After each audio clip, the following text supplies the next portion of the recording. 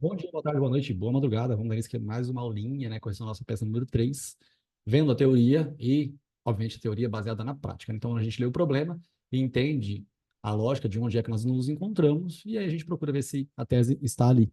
Gente, sempre é importante você visualizar que, antes de ler o problema, é ideal você fazer os esqueminhas que são necessários para que você já entre na leitura do enunciado, desconfiando da tese que você pode encontrar. Então, você faz o esqueminha de teoria do crime, faz o esqueminha de teoria da pena, faz o esqueminha da linha do tempo do processo, e aí, a partir disso, é só tocar o terror na terra que as teses vão aparecer. Tá? Na sua mente, você vai conseguir visualizar. Olha só, vamos lá. Eu sei que acaba sendo demorado, mas se você faz todas as vezes, é melhor do que você ter que demorar mais 4 meses para fazer a prova, certo? Olha só, coisas interessantes. Sempre entra imaginando que vai ter problema de nulidade, artigo 564. Você tem problema com o inciso 1, com o inciso 2, né? O inciso 3. O que é isso aqui? Inciso 1, incompetência do juízo. Exemplo de incompetência do juízo. Um crime de competência da Justiça Federal, se for feito na Justiça Estadual. Ou o juizado especial criminal, que for feito na vara criminal, incompetência do juízo. Crime doloso contra a vida, Maria da Penha, certo?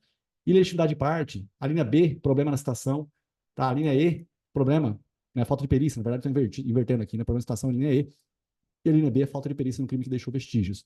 Inciso 4, tá? É a falta de formalidade que constitui elemento essencial do ato, seja ele qual for. Por exemplo, o artigo 186 do CPP, ele demonstra que quando houver a necessidade de ter uma audiência por videoconferência, o réu ele tem que ter ciência desse fato 10 dias de antecedência. Tá? É um exemplo de uma nulidade por falta de formalidade essencial do ato. Tá? Existem outras formalidades que estão também mencionadas, você sempre tem que ficar esperto com a Lei 9.099, no caso o artigo 89 da Lei 9.099, que ele demonstra a necessidade de oferecimento de suspensão do processo num crime que deixa vestígio.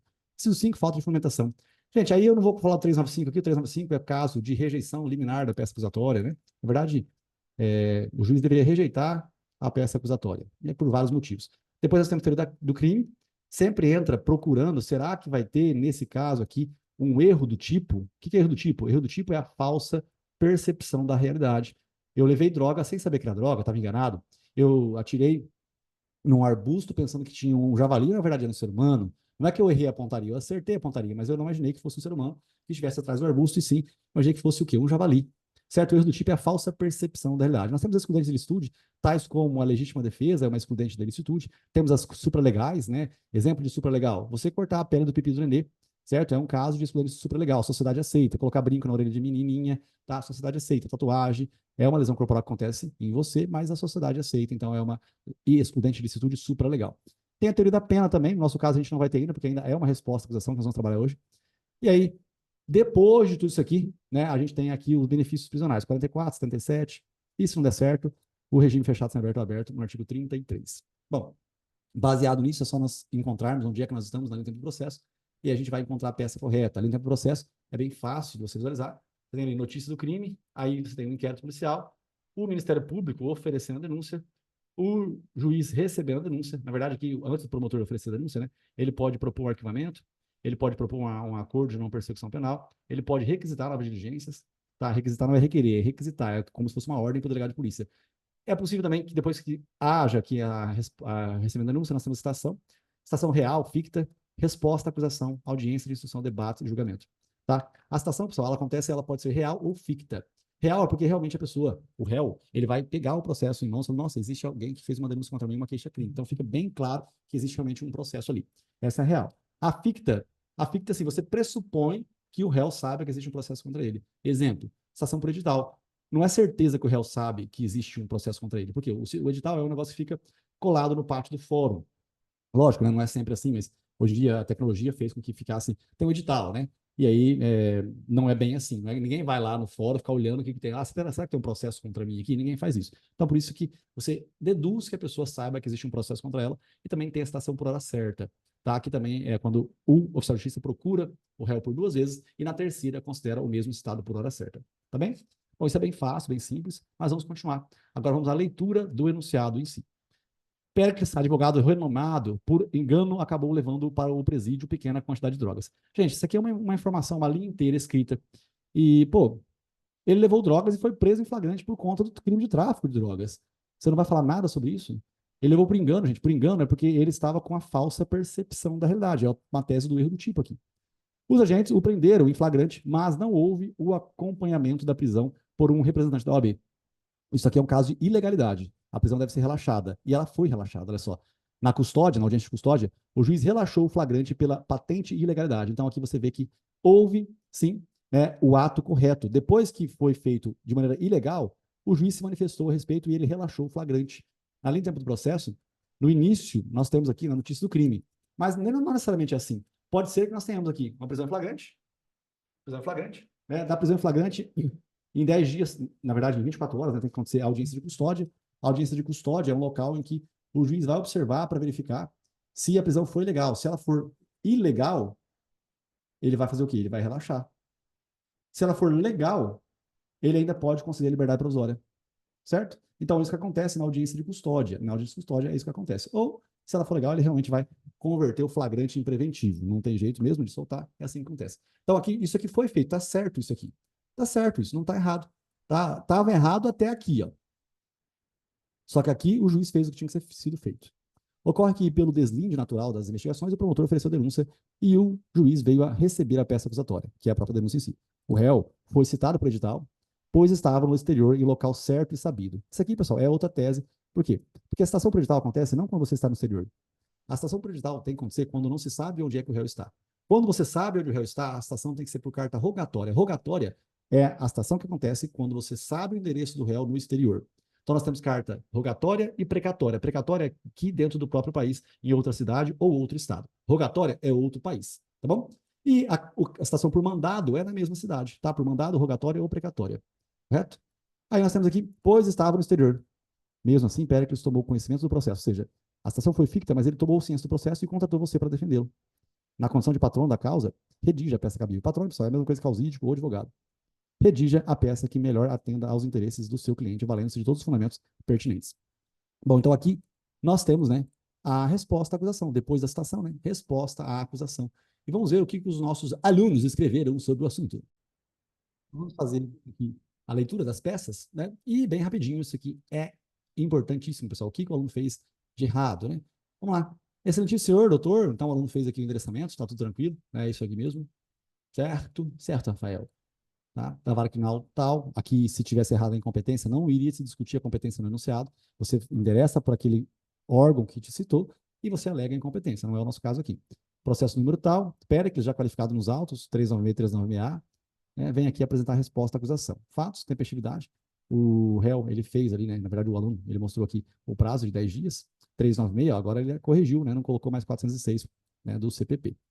Do direito, da nulidade em face da prisão do flagrante. Gente, nota que aqui o aluno ele encontrou realmente um erro, tá? Só que esse erro é um erro de ilegalidade, correto? Sim, a ilegalidade acaba sendo uma nulidade do processo, mas não aqui. Por que não aqui? Porque esse erro foi corrigido, certo? O réu foi preso de maneira ilegal, acontece que o juiz relaxou a prisão em flagrante. Rafael, se eu colocar isso aqui, eu perco ponto? Não, você não perde ponto na prova do AB, certo? O aluno encontrou o fundamento, então ele trabalhou, ele realmente se esforçou para fazer o que tem que ser feito. Isso é importante, pessoal, tá? Você errar fazendo as coisas, porque se você só deixa para errar no dia da prova, não é bom. O aluno encontrou o fundamento, não era necessário esse fundamento, porque o problema tinha sido resolvido já. Bom, aqui então, esse probleminha aqui da nulidade, a gente não tem problema mesmo. Correto? Portanto, será nulo o flagrante, pois é direito de todos os advogados acompanhados por um representante da OAB. E, em consequência do ato falho cometido em desfavor do acusado, é também fruto da nulidade contida no artigo 564 do CPP. Ó, o ideal é que se escreva assim mesmo, e eu gostei. Tá? É isso mesmo. Passou pela tua cabeça que ela tem nulidade, coloca. Tá? Só está errado porque eu disse que a nulidade ela foi resolvida o problema, por conta do juiz ter relaxado o flagrante. Problema na citação, carta rogatória, ó, verifica se a citação por edital, verifica se a citação por edital é nula. Conforme está o artigo 386, 368 do CPP, estando acusado no estrangeiro, em lugar sabido, será citado mediante carta rogatória, suspendendo o curso do prazo de prescrição até seu cumprimento. Ora, em caso, o advogado Péricles se encontrava no exterior em local certo e sabido, não havendo a necessidade de ser citado por edital. Portanto, a carta rogatória seria o meio correto, o meio quê? O meio certo de citação, de acordo com o artigo supracitado. Perfeito isso aqui. Ademais, a resposta para tal erro é a nulidade do ato em conformidade com o artigo 564-3, a linha E, acho que é o E aqui, né? Acho, não tem que ser o E aqui, do CPP. Tá perfeito isso aqui, gente. Dos pedidos antes exposto requer a nulidade da prisão e nulidade da citação. E caso a excelência não entenda pela observação sumária, o correto seria, né? Que seja ouvidas as testemunhas abaixo roladas. Estes termos pede espera de elemento colocar data jogada B1. O aluno já não colocou a vírgula aqui porque ele viu que estava errado, ele aprendeu, né, que não precisa colocar a vírgula aqui. Gente, o aluno não colocou aqui o erro do tipo, né? E o outro aluno também não colocou o erro do tipo. Eu vi que os alunos não visualizaram o erro do tipo, mesmo havendo o engano ali, né? Houve um engano e mesmo assim o aluno não colocou o erro do tipo. O engano no transporte da droga. Tem que pensar, pessoal, nessa tese aí, importantíssimo. Hein? Peça 3, uma coisa aqui, endereçamento, Péricles, 396, 396A, dos fatos, do direito.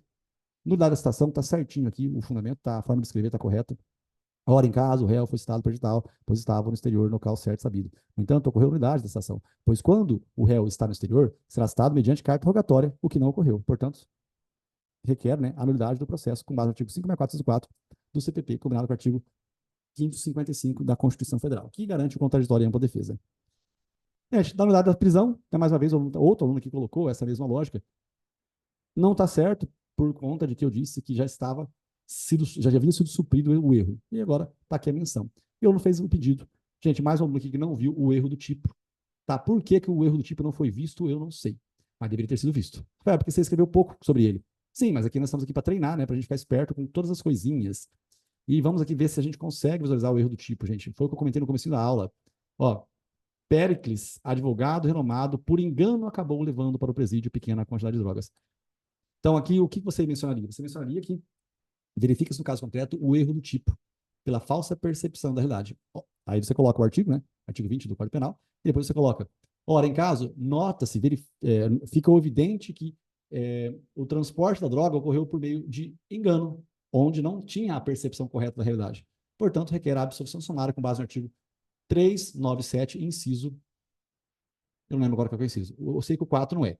Não sei qual é o inciso, tá? Da excludente da tipicidade pelo erro do tipo.